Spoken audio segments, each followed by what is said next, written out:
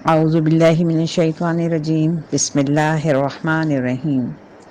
رب اشرح لی صدری ویسر لی امری واحلل عقدۃ من لسانی یفقہوا قولی رب زدنی علما رب زدنی علما رب زدنی علما۔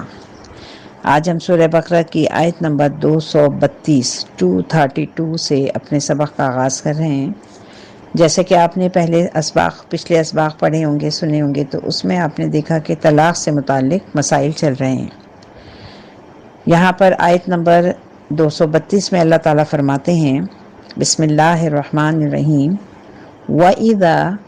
اور جب طلقتم النساء تم اپنی عورتوں کو، نساء کہتے ہیں عورت کو، تم اپنی عورتوں کو طلاق دے دو، فَبَلَغْنَ أَجَلَهُنَّ اور وہ اپنی عدت پوری کر لیں۔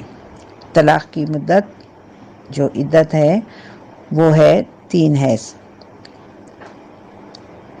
أَجَلَهُنَّ فَلَا تَعْضُلُوهُنَّ أَن يَنكِحْنَ أَزْوَاجَهُنَّ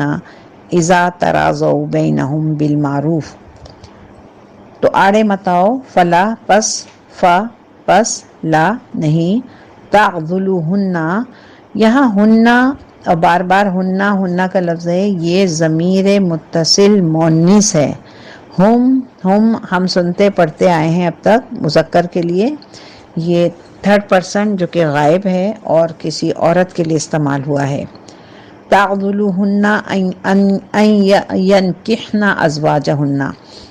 تو مت آڑے آؤ اس میں کہ وہ عورتیں پھر سے نکاح کر لیں، اذا تراضوا بینہم بالمعروف اپنے سابق ازواج سے جبکہ وہ آپس میں رضامند ہو جائیں بھلے طریقے سے، معروف یعنی بھلے طریقے سے۔ یہاں پہ بار بار میں آپ کو طلاق کے حوالے سے بتا چکی ہوں، دوبارہ آپ کے ذہن میں یہ بات تازہ کر دوں کہ طلاق جو ہے اس میں اللہ تعالیٰ نے بہت آسانیاں رکھی ہیں۔ جب کوئی مرد اپنی بیوی کو پہلی طلاق دیتا ہے، ایک طلاق دیتا ہے، تو اس کے 3 مہینے تک اس مرد کو رجوع کا حق ہوتا ہے، یعنی وہ اپنی بیوی سے رجوع کر لے، بیوی کے ساتھ پاس جائے اور میاں بیوی والا کام کر لے تو وہ دوبارہ اپنی میاں بیوی کے تعلق میں بن جاتے ہیں۔ اسی لیے اس طلاق کو طلاق رجعی کہتے ہیں۔ یہ جو چانس ہے یہ 2 دفعہ اللہ تعالیٰ نے دیا ہے، طلاق نمبر 1 اور طلاق نمبر 2 طلاق رجعی ہے، جس سے کہ میاں بیوی بغیر کسی حیل و حجت کے، یعنی کہ شوہر اگر چاہے گا اپنی بیوی کو رکھنا تو وہ اپنی بیوی سے تعلق رکھ لے گا۔ اس عدت کے دوران عورت کو یہ اختیار نہیں ہے کہ وہ اپنے شوہر کو منع کر دے۔ بہت اہم بات ہے، اس کو ذرا غور سے سمجھنے اور سننے کی ضرورت ہے۔ یہ کب ہے؟ جب تک کہ عدت کے دوران ہی، ان 3 مہینوں کے دوران شوہر کا دماغ بدل جاتا ہے، وہ کہتا ہے کہ یہ بیوی مجھے چاہیے، میں اس کو اپنے ساتھ رکھنا چاہتا ہوں، تو وہ اپنی بیوی سے رجوع کر سکتا ہے۔ لیکن اگر یہ 3 مہینے کا ٹائم گزر گیا، چاہے پہلی طلاق دی ہو یا دوسری دی ہو، ان 2 طلاقوں کو دینے کے بعد اگر 3 مہینے کا ٹائم گزر گیا تو اب عورت آزاد ہے کہ وہ کسی بھی مرد سے نکاح کر سکتی ہے۔ اس کسی بھی مرد کی لسٹ میں اس کا سابقہ شوہر بھی موجود ہے۔ اگر وہ چاہے تو اپنے پچھلے جو شوہر سے نکاح کے ذریعے دوبارہ اس رشتے کو قائم کر سکتی ہے۔ عموماً ایسا ہوتا ہے کہ جب بھی کوئی شوہر جو ہے کوئی شخص جو ہے وہ طلاق دے دیتا ہے اپنی بیوی کو اور اس کی عدت بھی پوری ہو جاتی ہے، تو جب وہ عورت کسی اور مرد سے شادی کرنا چاہتی ہے تو پھر پہلے شوہر کو یہ بات کافی گراں بھی گزرتی ہے۔ کبھی کبھی ایسا ہوتا ہے اپنی غلطیاں بھی سمجھ میں آنے لگتی ہیں اور عورت بھی یہ سوچتی ہے کہ ہم سے غلطی ہو گئی تو ہمیں مل جانا چاہیے۔ تو پھر اس میں فرمایا کہ اگر یہ دونوں آپس میں رضامندی کے ساتھ ایک دوسرے سے دوبارہ نکاح کر کے اس رشتے کو بچوں کی خاطر جوڑنا چاہتے ہیں تو اب جو لڑکی کے گھر والے یا لڑکے کے گھر والے بیچ میں روڑے نہ اٹکائیں اور بار بار یہ نہ کہیں کہ دیکھو اسی مرد سے تو تمہیں اتنی تکلیفیں ہوئی ہیں، اب تم پھر اسی سے شادی کرنا چاہتی ہو، تمہیں تو اس مرد نے اتنا تنگ کیا ہے۔ تو یہاں پہ اللہ تعالیٰ نے کہا کہ اگر میاں بیوی دونوں، مرد اور عورت دونوں اس بات پہ راضی ہیں کہ ہم اس رشتے کو دوبارہ سے نئے سرے سے استوار کر سکتے ہیں یا اپنے بچوں کی خاطر ہم قربانی دے سکتے ہیں، تو ان کو دوبارہ نکاح کرنے سے نہیں روکنا چاہیے۔ یہ سلسلہ جو ہے، یہ جو ایک لمٹ ہے، یہ پہلی طلاق اور دوسری طلاق کی ہے۔ لیکن اگر کسی شخص نے پہلی طلاق دی، رجوع نہیں کیا، دوسری طلاق دی، رجوع نہیں کیا، اور پھر تیسری طلاق بھی دے دی، تو اب وہ جب عورت آزاد ہوگی 3 طلاق کے بعد، تو اب وہ نکاح کے لیے اپنے سابقہ شوہر کے پاس نہیں جا سکتی، بلکہ XYZ وہ کسی اور مرد سے نکاح کر لے۔ اس کے لیے بھی اللہ تعالیٰ نے یہاں بھی ایک راستہ رکھا ہے کہ یہ 3 طلاقیں دے دینے کے بعد مکمل طور پر بیوی جو ہے مرد پر حرام ہو گئی ہے، شوہر پہ، پھر بھی ایک راستہ رکھا ہے جو کہ انتہائی تکلیف دہ راستہ ہے، وہ یہ کہ عورت کسی اور مرد سے نکاح کرے، پھر وہ مرد اپنی رضا اور خوشی سے جب اسے طلاق دے دے، تو اب وہ اس طرح ہو گئی ہے کہ اب اپنے پہلے شوہر کے پاس واپس آ سکتی ہے۔ تو دیکھیں اللہ تعالیٰ نے مسلسل مرد اور عورت کے غصے اور اس قسم کے جھگڑوں پہ انہیں بار بار راستہ دیا ہے، بار بار راستہ دکھایا ہے اور سنبھلنے کا موقع دیا ہے، کوشش کی ہے کہ اپنے آپ کو دیکھو، اپنے بچوں کو دیکھو، اپنے بچوں کی خاطر کچھ برداشت کر لو۔ آگے دیکھیں، ذَلِكَ يُعَذُّ بِهِ مَنْ كَانَ مِنْكُمْ يُؤْمِنُ بِاللَّهِ وَالْيَوْمِ الْآخِرِ۔ ذَلِكَ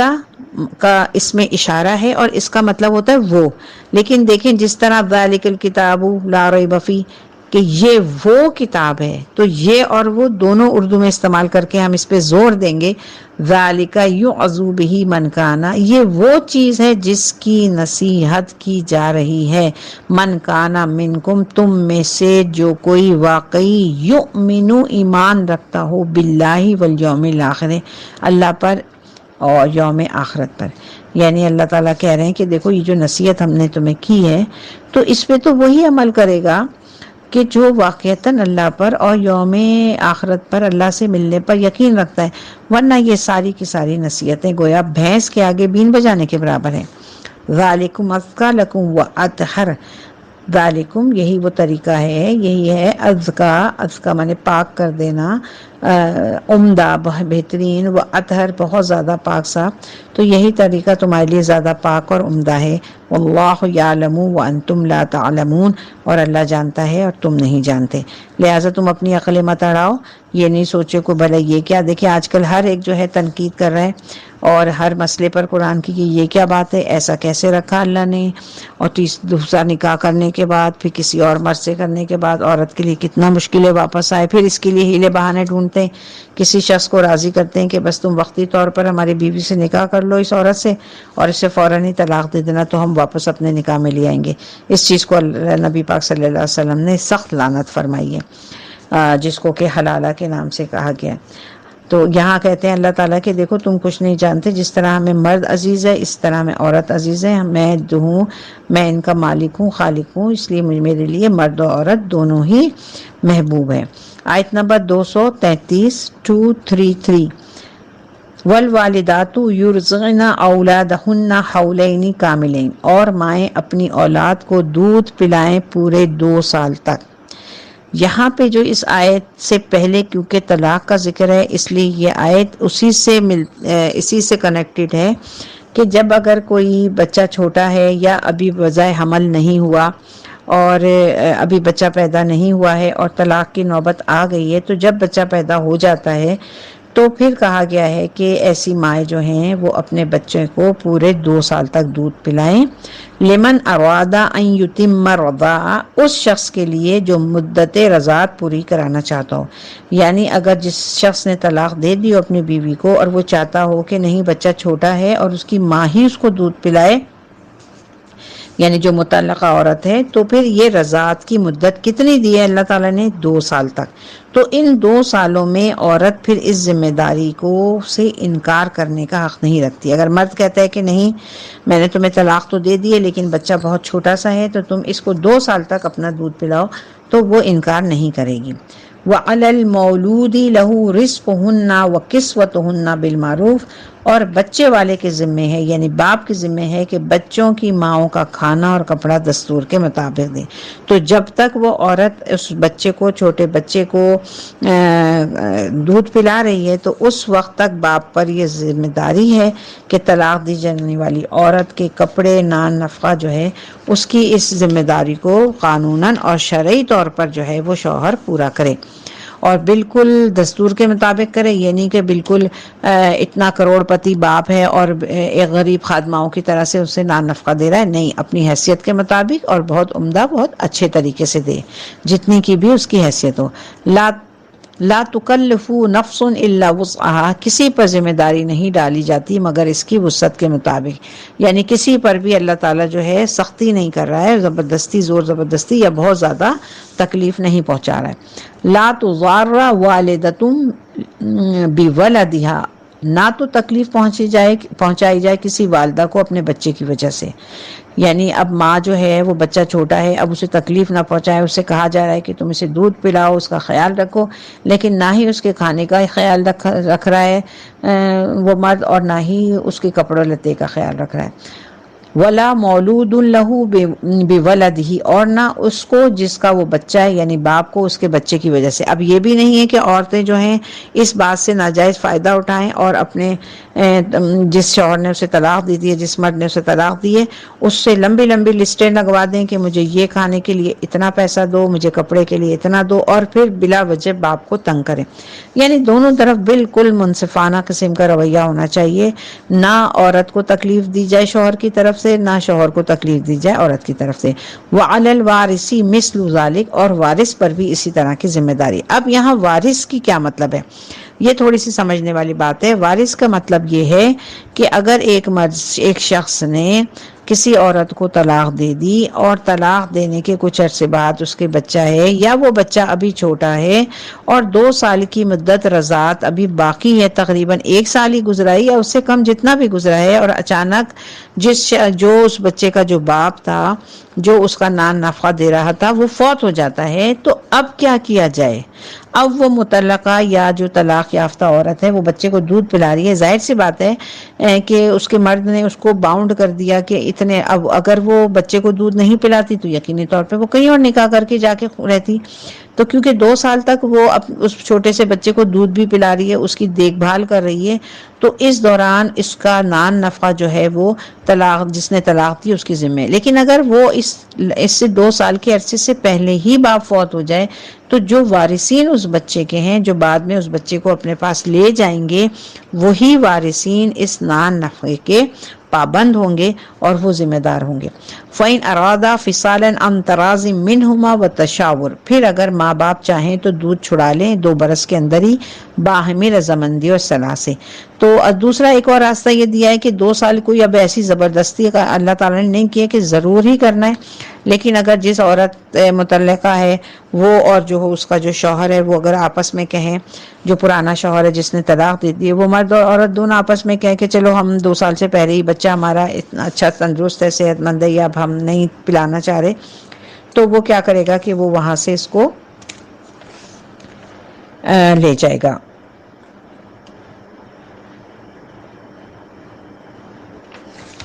اور وہ کسی بچے کو پھر وہ دودھ کو جو ہے 2 سال سے پہلے دودھ وہ چھڑا سکتا ہے۔ آگے دیکھیں کیا ہے، تو فلا جناح علیہما، تو ان دونوں پر کچھ گناہ نہیں، تو اس مدت میں یعنی کہ اگر دودھ چھڑا دیا تو دونوں، نہ عورت پہ کوئی گناہ ہے نہ مرد پہ گناہ ہے کہ جب اللہ نے کہہ دیا کہ 2 سال کی مدت ہے تو کیوں چھڑا دیا، تو اس پہ کوئی گناہ نہیں۔ وَإِنْ أَرَدْتُمْ أَن تَسْتَرْضِعُوا أَوْلَادَكُمْ، اور اگر تم اپنے بچوں کو کسی اور سے دودھ پلوانا چاہو، یعنی مرد یہ کہتا ہے کہ میں عورت کے پاس اپنا بچہ چھوڑوں گا ہی نہیں، بلکہ کسی اور سے کوئی دائی رکھے اس سے دودھ پلوا دوں گا، فلا جناح علیکم، تو بھی تم پر کچھ گناہ نہیں، یعنی یہ بھی جائز ہے، کوئی مسئلہ نہیں ہے۔ تو اگر بچے کا باپ یا اس کے وارث جو ہیں وہ کہتے ہیں 2 سال سے پہلے والدہ کی جگہ وہ دودھ چھڑوا دیتے ہیں اور کسی اور عورت سے بچے کو دودھ پلانا چاہیں تو اس میں بھی کوئی حرج نہیں ہے۔ اذا سلمتم ما آتیتم بالمعروف، جبکہ تم بچے کی ماں کو وہ سب کچھ دے دو جس کا کہ تم نے دینا ٹھہرایا تھا دستور کے موافق۔ اب یہاں یہ شرط دیکھ لیجئے کہ کہہ دیا کہ کوئی مسئلہ نہیں ہے، کسی اور سے دودھ پلوا لو، لیکن جب شروع میں 2 سال یعنی بچہ بالکل چھوٹا تھا، تم نے ایک ایگریمنٹ کر لیا تھا کہ 2 سال تک عورت سے کہ میں تمہیں تمہارا جیب خرچہ نان نفقہ دوں گا، تو اب اگر تم بیچ میں سے 1 سال میں یا 1.5 سال میں اس بچے کو اس ماں سے الگ کر لو اور کسی اور سے دودھ پلاؤ، تو تمہیں اس عورت کا، اس کی ماں کا جو تم نے جو طے کیا تھا اس کو تمہیں لے دینا ضروری ہے۔ اب تم نان نفقہ جو ہے اس کو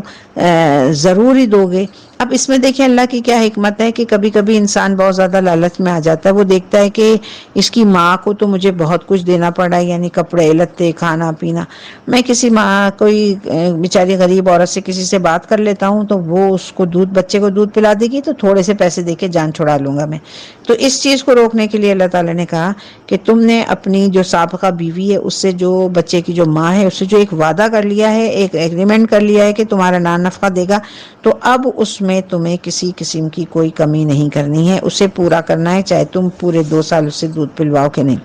واتقوا اللہ واعلموا ان اللہ بما تعملون بصیر، اور اللہ کا تقوی اختیار کرو اور جان رکھو کہ جو کچھ تم کر رہے ہو اللہ اسے دیکھ رہا ہے۔ تو یعنی کہ اپنے اندر اللہ کا خوف پیدا کرو، یہ ڈرو کہ جو تمہارے دل کے اندر جو ایک کھوٹ ہے کہ تو وہ بھی سب اللہ تعالیٰ جانتا ہے، اور تمہارے دل کے اندر ایک جو صاف ستھری اچھی سوچ ہے اللہ اسے بھی جانتا ہے، اس لیے ہر عمل کو کرنے سے پہلے خوب اچھی طرح سوچ سمجھ لو۔ تو یہاں ہم اپنے سبق کا اختتام کرتے ہیں اور اللہ تعالیٰ سے دعا کرتے ہیں کہ قرآن پاک ہمیں صحیح پڑھنے، سمجھنے اور عمل کرنے کی توفیق عطا فرمائے۔ صدق اللہ العظیم۔